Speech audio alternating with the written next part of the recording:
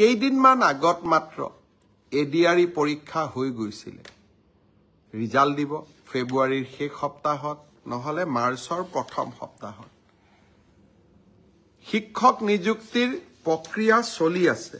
5500 শিক্ষক নিযুক্তিৰ প্ৰক্ৰিয়া চলি আছে কিন্তু মই থমকি ৰোৱা নাই 5500 নিযুক্তিৰ প্ৰক্ৰিয়া চলি থকাৰ সময়তে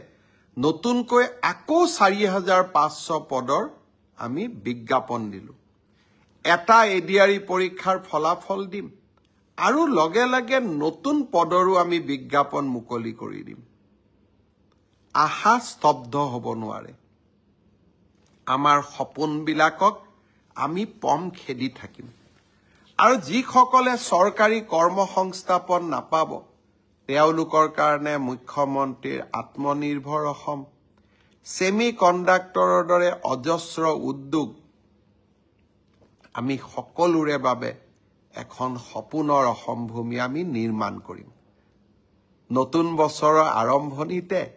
অলপ আশাৰ কথা কৈছো অসমত নিৰাশাৰ কথা কোৱা মানুহ বহুত আছে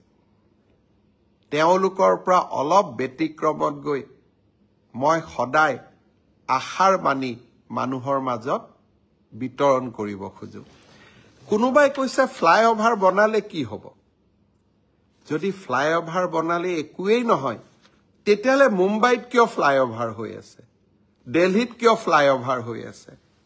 ফ্লাইঅভাৰ এখন হোৱাৰ পিছত সানমাৰীৰ পৰা গণেশগুৰিলৈ কিমান সোনকালে আহিব পাৰো আজি ফ্লাইঅভাৰ এখন হোৱাৰ পিছত আমি বিমান কোঠলৈ যাওঁতে আমাক কিমান সময় লাগে